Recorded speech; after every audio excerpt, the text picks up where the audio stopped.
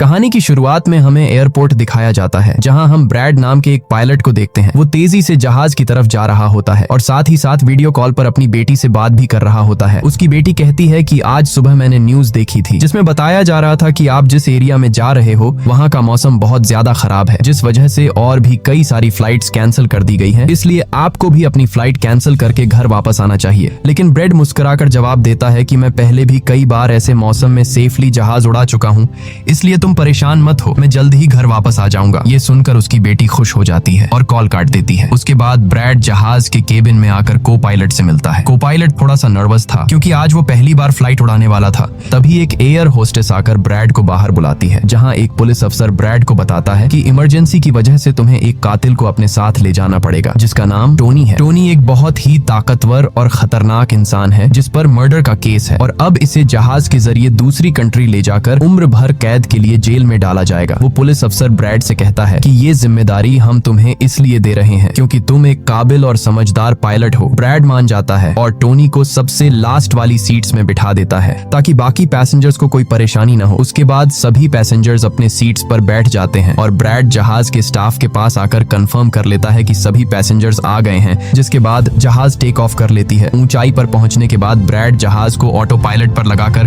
को पायलट के साथ अपनी फैमिली के बारे में बातें करने लगता है। ब्रैड को पायलट को मोबाइल में अपनी बेटी की फोटो दिखाता है और कहता है कि मैं अपनी बेटी से बहुत प्यार करता हूं और हमारा इस दुनिया में एक दूसरे के अलावा और कोई भी नहीं है। दूसरी तरफ जहाज में बैठे पैसेंजर्स सफर को एंजॉय कर रहे होते हैं, लेकिन उन्हें पता नहीं था कि कुछ देर बाद उनके साथ बहुत ही बुरा होने वाला है। केबिन में बैठे दोनों पायलट्स भी खुश थे और जहाज भी नॉर्मल तरीके से फ्लाई कर रहा था, लेकिन तभी अचानक मौसम खराब हो गया और जहाज हल्के से झटके लेने लगा, जिस वजह से ब्रैड परेशान हो जाता है क्योंकि उसे कुछ ठीक नहीं लग रहा था। वो सभी मुसाफिरों को सीट बेल्ट बांधने के लिए अनाउंस करता है और रेडियो के जरिए वो कंट्रोल टावर से बात करने की कोशिश करता है, पर उसकी बात नहीं हो पाती क्योंकि मौसम खराब होने की वजह से यहाँ के सारे रेडियोस काम करना बंद कर देते हैं। तभी अचानक बिजली का तेज झटका प्लेन से आकर लगता है, जिस वजह से प्लेन जोर जोर से झटके लेने लगता है। ब्रैड पैसेंजर्स का हाल देखने के लिए केबिन से बाहर जाता है। पैसेंजर्स को देखकर ब्रैड को थोड़ा बहुत सुकून मिल जाता है क्योंकि सभी पैसेंजर्स सेफ थे, पर यहाँ अब धीरे धीरे लाइट बंद होती जा रही थी और तभी प्लेन को कई और झटके लगते हैं, जिससे ब्रैड का सिर सामने छत से टकराकर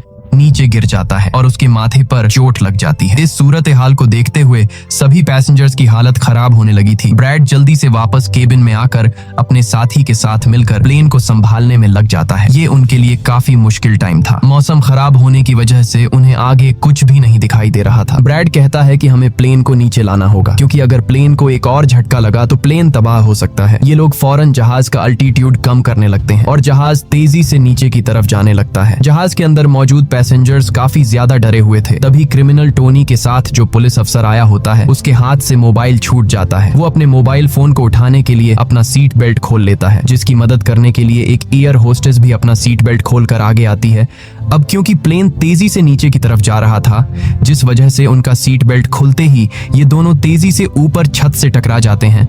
ये दोनों इतनी तेजी से छत से टकराते हैं कि उनकी तुरंत मौत हो जाती है। इतने में जहाज काफी कम अल्टीट्यूड पर आ जाता है और किसी तरह करके ये दोनों पायलट जहाज को कंट्रोल कर लेते हैं। लेकिन अब जहाज में ज्यादा पावर नहीं बची होती, इसलिए ब्रैड जहाज को एयरपोर्ट तक नहीं पहुंचा सकता था, जिस वजह से ब्रैड जहाज को नीचे लाकर समंदर में क्रैश लैंड करने का सोचता है। लेकिन तभी ये दोनों कुछ दूर एक आइलैंड देख लेते हैं, जिसके बाद ब्रैड जहाज की डायरेक्शन आइलैंड की तरफ कर लेता है और आइलैंड पर लैंड करने का फैसला करता है। कई मुश्किलों के बाद ब्रैड इस आइलैंड पर मौजूद एक रोड पर फाइनली इमरजेंसी लैंड कर लेता है। लकीली इस इमरजेंसी लैंडिंग में सभी पैसेंजर्स सही सलामत होते हैं और किसी को भी चोट नहीं आती। तभी जहाज में पीछे शॉर्ट सर्किट होता है, जिससे देखकर ब्रैड खुश हो जाता है क्योंकि जहाज में अभी भी थोड़ी बहुत बिजली बची हुई थी। सभी पैसेंजर्स के जहाज से उतरने के बाद एक एयर होस्टेस कैप्टन ब्रैड को बताती है कि क्रिमिनल टोनी को ले जाने वाला पुलिस अफसर मारा गया है और एक एयर होस्टेस भी मारी गई है। ये सुनकर ब्रैड बहुत ज्यादा मायूस हो जाता है। दूसरी तरफ एयरलाइन कंपनी का मालिक देखता है कि उसका एक जहाज अचानक गायब हो गया है क्योंकि उसने प्लेन को लैंड होते हुए नहीं देखा था और काफी देर से रेडियो खराब होने की वजह से उसका पायलट से कांटेक्ट भी नहीं हो पा रहा था। इसीलिए वो एयरलाइन कंपनी का मालिक स्कार्सडेल नाम के एक रेस्क्यू एक्सपर्ट को बुलाता है, जो ऐसे लोगों को ढूंढने का काम करता है जो मुश्किल में कहीं फंसे हुए होते हैं। एयरलाइन कंपनी का मालिक उसे कहता है कि मुझे मेरे प्लेन्स की सारी डिटेल्स चाहिए, जैसे वो कहाँ गया, उसके वर्कर्स और सभी पैसेंजर्स कहाँ हैं। जिसके बाद रेस्क्यू एक्सपर्ट अपने काम पर लग जाता है। दूसरी तरफ सारे पैसेंजर्स इस सोच में थे कि हम यहाँ क्यों उतरे हैं। ब्रैड सभी पैसेंजर्स को इकट्ठा करके समझाता है कि इमरजेंसी की वजह से हमें यहाँ उतरना पड़ा। प्लेन में अभी भी थोड़ी बहुत बिजली मौजूद है जिसे हम बाकी चीजों को ठीक कर लेंगे। तब तक आप लोग यहाँ आराम से रहें और आप लोग घबराइएगा नहीं, बहुत जल्द हम यहाँ से निकल जाएंगे। जिसके बाद ब्रैड प्लेन के पास आकर उसे ठीक करने में लग जाता है, पर वो देखता है कि जहाज में पावर काफी कम है, इसलिए उन्हें मदद का इंतजार करना होगा। ये लोग मैप निकालकर खुद ही अपनी लोकेशन देखने लगते हैं ताकि उन्हें पता चल सके कि आखिर ये लोग किस जगह पर हैं। ब्रैड का साथी को पायलट नक्शा देखकर बताता है कि हम एक प्राइवेट आइलैंड पर फंसे हुए हैं। ये जगह बहुत ही खतरनाक है। यहाँ पर ऐसे लोग हैं जो किसी सरकार या गवर्नमेंट की बात नहीं मानते। अगर इन लोगों ने हमें पकड़ लिया तो हमारी जान खतरे में पड़ सकती है और हमारी गवर्नमेंट भी हमें नहीं बचा पाएगी। ये सुनकर ब्रैड कहता है कि अब कहीं से भी करके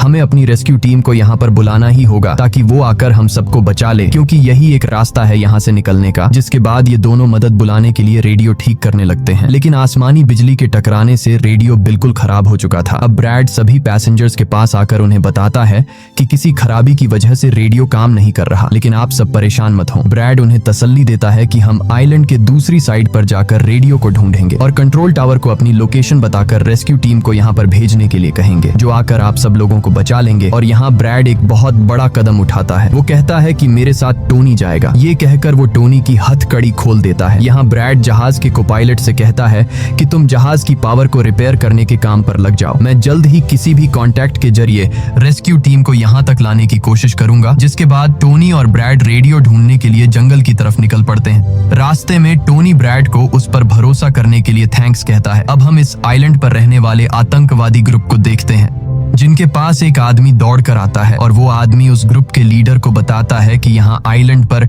एक प्लेन आकर रुका है इमरजेंसी की वजह से और उसके अंदर बहुत सारे लोग हैं जो अलग अलग कंट्रीज से हैं। ये सुनकर ग्रुप का लीडर उस आदमी को कुछ पैसे देता है और ग्रुप का लीडर अपनी टीम से तैयार होने को कहता है। आइलैंड के जंगल में ब्रैड और टोनी आगे बढ़ रहे होते हैं। टोनी ब्रैड से पूछता है कि तुमने मुझे आजाद क्यों किया और अब मुझे कहाँ लेकर जा रहे हो। तब ब्रैड उसे कहता है क्योंकि मैं तुम्हारी वजह से सबको खतरे में नहीं डाल सकता और यहाँ एक खतरनाक आतंकवादी ग्रुप है जिसका मेरे साथ मिलकर तुम्हें सामना करना है। तब टोनी ब्रैड से कहता है कि मैं एक मिलिट्री बैकग्राउंड से हूँ और मैं यूएस मिलिट्री में कई साल ड्यूटी कर चुका हूँ। कुछ ही देर में पीछे से टोनी की आवाज आनी बंद हो जाती है। जब ब्रैड पीछे मुड़कर देखता है तो टोनी वहां नहीं था। वो ब्रैड से अपनी जान छुड़ाकर भाग चुका था और अब ब्रैड अकेले ही जंगल में आगे निकल पड़ता है। जंगल में आगे बढ़ते हुए ब्रैड एक खाली पड़ी फैक्ट्री में जाता है जहां वो एक टेलीफोन को ढूंढ लेता है, लेकिन वो पुराने जमाने का टेलीफोन खराब पड़ा हुआ था। जिसके बाद ब्रैड साइड पर लगे उस टेलीफोन के तार जोड़ने लगता है और टेलीफोन काम करने लग जाता है। ब्रैड जल्दी से कंपनी के हेल्पलाइन पर कॉल करता है। ब्रैड हेल्पलाइन को अपनी लोकेशन और सब कुछ बता देता है, लेकिन लाइन में कोई गड़बड़ी होने की वजह से सामने वाले इंसान तक उसकी आवाज ठीक से नहीं पहुंच रही होती, जिस वजह से हेल्पलाइन वाले ब्रैड की कॉल काट लेते हैं। तब ब्रैड को एक आइडिया आता है। वो अपनी बेटी को कॉल करता है और उसे अपनी लोकेशन और बाकी सारी चीजें एक पेपर पर लिखकर उसके ऑफिस तक पहुंचाने को कहता है। तभी बातचीत के दौरान पीछे से एक आदमी आकर ब्रैड पर हमला कर देता है, लेकिन ब्रैड उसे काफी मुश्किल से काबू कर लेता है और उस आदमी को मार मार कर बेहोश कर देता है। तभी ब्रैड को महसूस होता है कि एक और आदमी इस कमरे में आ रहा है, इसीलिए जल्दी से वो छिप जाता है। पर वो आदमी कोई और नहीं बल्कि टोनी था, जिसने बहुत सारे गुंडों को मारकर उनके हथियार ले लिए थे और वो ब्रैड को आवाज देता है कि डरो मत, बाहर निकलो। फिर जब ब्रैड सामने आता है तो टोनी ब्रैड को एक बंदूक पकड़ा देता है उसकी हिफाजत के लिए। उसके बाद ये दोनों जब फैक्ट्री के नीचे वाले फ्लोर में आते हैं तो यहाँ उन्हें एक कैमरा मिलता है, कैमरा की रिकॉर्डिंग और वहाँ पड़े पासपोर्ट से इन्हें पता चलता है कि इस आइलैंड पर रहने वाले आतंकवादी लोगों को किडनैप करके उनकी फैमिली से काफी बड़ी रकम की डिमांड करते हैं और जब किडनैप किए हुए बंदे की फैमिली की तरफ से उन्हें पैसे मिल भी जाते हैं तब भी ये लोग उसे छोड़ने के बजाय मार देते हैं। ये देखकर ब्रैड समझ जाता है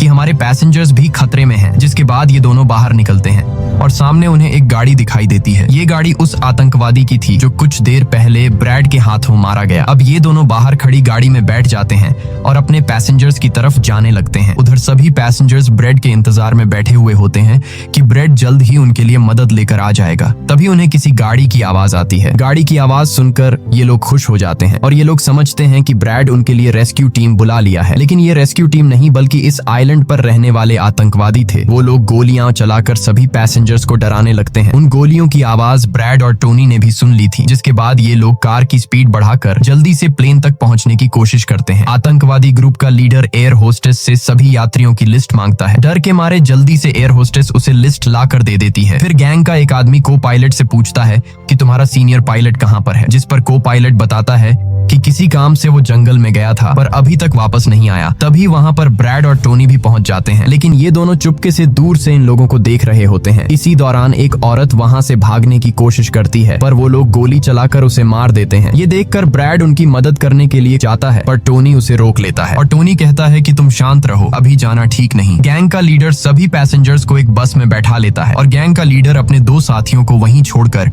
उनसे कहता है कि जाओ, जहाज के अंदर जो भी कीमती सामान है उसे ले आओ। जिसके बाद ये लोग सभी पैसेंजर्स को अपने अड्डे पर ले जाने लगते हैं।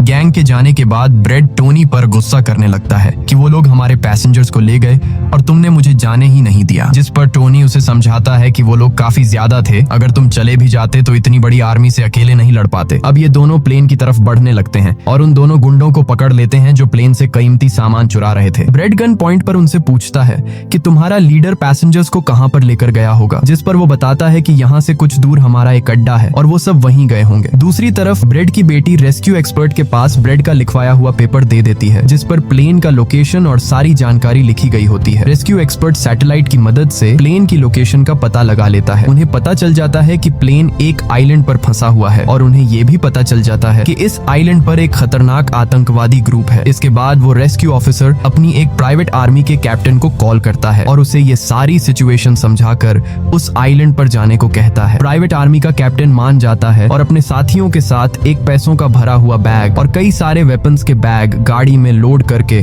उस आइलैंड पर जाने के लिए रेडी हो जाते हैं। दूसरी तरफ ब्रेड देखता है कि उन आतंकवादियों के ले जाने से पहले जहाज के को पायलट ने जहाज का पावर सिस्टम रिपेयर कर लिया था और ब्रेड देखता है कि जहाज में पावर वापस आ गई है, जिसे देखकर वो बहुत खुश हो जाता है। अब ब्रेड आने वाले प्राइवेट आर्मी टीम के लिए अपनी यूनिफॉर्म पर एक मैसेज लिखकर छोड़ देता है और टोनी के साथ उस जगह पर निकल पड़ता है जहां गैंग वाले प्लेन के सभी पैसेंजर्स ले गए थे। जंगल के रास्ते से होते हुए ये दोनों उन आतंकवादियों के अड्डे पर पहुंच जाते हैं और ये दोनों गाड़ी से निकलकर चुपके से उस जगह में घुस जाते हैं जहां वो सारे गुंडे पैसेंजर्स को डराकर उनकी वीडियोस बना रहे थे ताकि ये वीडियोस इनकी फैमिली को भेजकर उनसे पैसे वसूल सकें। दूसरी तरफ रेस्क्यू एक्सपर्ट की तरफ से भेजी गई प्राइवेट टीम भी प्लेन के पास पहुंच जाती है, पर उन्हें वहां जब कोई नहीं मिलता तो टीम का लीडर प्लेन के अंदर जाकर चेक करता है जहां उन्हें 2 लोगों की लाशें मिलती हैं। ये वो 2 लोग थे जिन्हें गैंग के लीडर ने प्लेन में से सारा कीमती सामान चुराने का कहा था, लेकिन ब्रेड ने उन दोनों को मार दिया। प्राइवेट टीम के कैप्टन को ब्रेड का छोड़ा हुआ मैसेज भी मिलता है जो उस आतंकवादी गैंग के अड्डे तक आने का रास्ता था। आतंकवादियों के अड्डे पर टोनी और ब्रेड चुपके से उन पर नजर रखे हुए थे और जैसे ही उन्हें मौका मिलता है ये दोनों चुपके से पीछे से आकर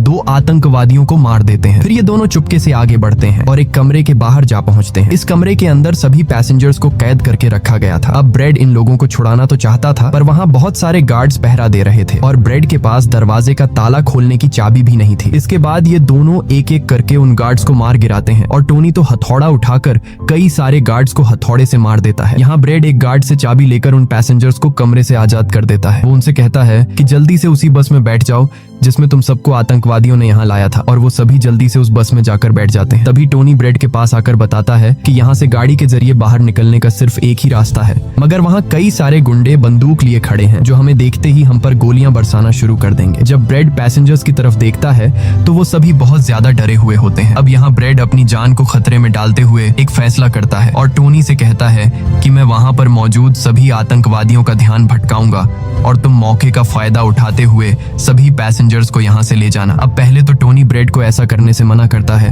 वो कहता है कि ऐसा करने से वो लोग तुम्हें मार देंगे, लेकिन ब्रेड कहता है कि इसके अलावा हमारे पास और कोई दूसरा रास्ता नहीं है। ये सुनकर टोनी मान जाता है। ब्रेड वहाँ से निकलकर आतंकवादियों के पास आता है। वहाँ ब्रेड गैंग के लीडर से बात करता है कि मैंने हेल्प के लिए इन्फॉर्म कर दिया है, जल्द ही यहाँ पर रेस्क्यू टीम आ जाएगी, इसलिए सभी पैसेंजर्स को यहाँ से जाने दो। ये सुनकर सभी गैंग वाले ब्रेड पर हंस पड़ते हैं और ब्रेड को पीटने लग जाते हैं। गैंग का हेड कहता है कि ऐसे कैसे छोड़ दूं, पैसों के बिना मैं किसी को नहीं छोड़ता। और अब जैसे ही ये लोग ब्रेड को मारने वाले होते हैं तभी वहाँ पर प्राइवेट रेस्क्यू टीम पहुंचकर आतंकवादियों पर हमला कर देती है और काफी देर तक गोलीबारी करने के बाद गैंग के कई सारे लोगों को मारकर वो ब्रेड को छुड़ा लेते हैं और ब्रेड को बस में उठाकर यहाँ से निकल जाते हैं। यहाँ गैंग का लीडर देखता है कि उसके कई सारे साथियों के साथ उसका छोटा भाई भी मारा गया। ये देखकर वो बहुत ज्यादा गुस्सा हो जाता है और कसम उठाकर कहता है कि वो इन लोगों में से एक को भी नहीं छोड़ेगा और सभी को चुन चुन कर मारेगा। इसके बाद वो अपनी टीम से कहता है कि जल्दी से तैयारी कर लो, हम जल्द ही इन लोगों को मारने के लिए निकलेंगे। बस में प्राइवेट टीम का कैप्टन सभी को बताता है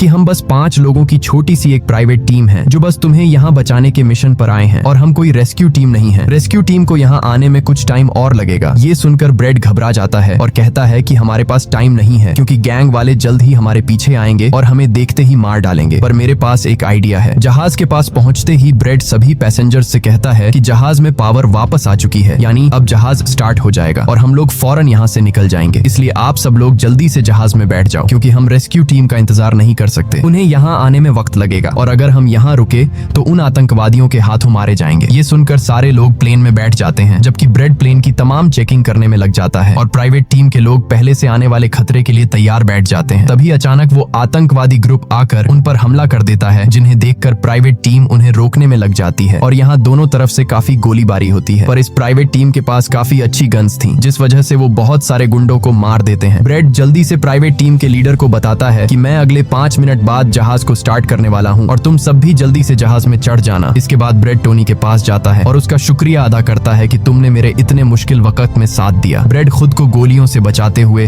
अंदर जहाज में आकर अपने केबिन में बैठ जाता है और अपने साथी को पायलट के साथ मिलकर प्लेन को स्टार्ट करने में लग जाता है। उधर टोनी के पास गोलियां खत्म हो जाती हैं और जब वो बुलेट्स ढूंढने के लिए प्राइवेट टीम का बैग चेक करता है तो उसे वहां पैसों से भरा हुआ एक बैग मिलता है। लेकिन इस वक्त टोनी पैसों को छोड़कर दूसरी बैग से गोलियां निकालकर दोबारा आतंकवादियों से लड़ने लगता है। यहाँ तब तक ब्रेड भी प्लेन को राइट साइड पर घुमा देता है। अब प्राइवेट टीम के सोल्जर्स भी एक एक करके जहाज में चढ़ने लगते हैं और टोनी उन्हें कवर फायर देता है। पावर आने की वजह से रेडियो भी काम करने लग जाता है। अब ब्रेड को प्लेन कंपनी का मालिक बताता है कि मैं तुम्हें कोई सुरक्षित जगह बता दूंगा जहां तुम जा सकते हो। अब सभी लोग जहाज में चढ़ जाते हैं पर टोनी नहीं चढ़ता। वो पैसों से भरा बैग लेकर वहां से भागने लगता है क्योंकि अगर वो इनके साथ प्लेन में वापस गया तो पुलिस वाले उसे फिर से पकड़कर जेल में डाल देंगे। गैंग का लीडर अपने साथियों को मरता हुआ देखकर गुस्से से पागल हो जाता है। वो प्लेन के सामने रॉकेट लॉन्चर लाकर उन्हें एक ही झटके में उड़ाने का सोचता है, लेकिन सही टाइम पर टोनी उसे देख लेता है। अब टोनी जल्दी से बंदूक उठाकर उसे शूट करके मार देता है और सभी लोगों की जान बचा लेता है। ये देखकर ब्रेड टोनी के इस काम से बहुत खुश हो जाता है और ब्रेड अपनी पूरी ताकत लगाकर प्लेन उड़ाने में कामयाब हो ही जाता है। ये देखकर टोनी सभी पैसेंजर्स और ब्रेड के लिए खुश होता है और पैसों का भरा हुआ बैग लेकर जंगल की तरफ भाग जाता है। ब्रेड जहाज को इस आइलैंड से दूर ले जाता है और जहाज का मालिक उसे एक एयरपोर्ट के बारे में बताता है जहां ये लोग जा सकते थे, जो अब इनके काफी करीब था। ब्रेड एयरलाइन कंपनी के मालिक की बताई हुई जगह की तरफ जहाज को ले जाता है, लेकिन तभी एक बार फिर जहाज के इंजन में आग लग जाती है और जहाज तबाह होने लगता है। इसलिए ब्रेड दोबारा से इमरजेंसी वार्निंग ऑन करता है और धीरे धीरे जहाज को नीचे रनवे पर लाने की कोशिश करता है। फाइनली बड़ी मुश्किल के बाद ब्रेड जहाज को रनवे पर उतार देता है और सब लोगों की जान बच जाती है। ब्रेड और उसका साथी को पायलट काफी खुश हो जाते हैं। उधर प्लेन कंपनी का मालिक और उसकी टीम भी बेहद खुश थी। अब ब्रेड पैसेंजर्स का हाल देखने के लिए पीछे जाता है तो वो देखता है कि सभी पैसेंजर्स सेफ हैं और ये देखकर उसके दिल को सुकून मिल जाता है। वहाँ खड़े सभी पैसेंजर्स ब्रेड के लिए तालियां बजाने लगते हैं और ब्रेड का शुक्रिया अदा करते हैं। कुछ ही देर में वहाँ उनके लिए रेस्क्यू टीम भी आ जाती है, जिसे देखकर सभी पैसेंजर्स खुश हो जाते हैं। यहाँ ब्रेड सभी पैसेंजर्स को रेस्क्यू टीम के साथ भेज देता है और कैप्टन फाइनली सुकून की सांस लेते हुए जहाज की सीढ़ियों पर बैठकर अपनी बेटी से कॉल पर बात करता है। इसी के साथ ये कहानी खत्म हो जाती है। अगर आपको वीडियो अच्छी लगी हो तो हमारे चैनल को सब्सक्राइब और वीडियो को लाइक जरूर कीजिएगा। Make sure to subscribe, turn on notifications so you can watch more videos like this. Thanks for watching.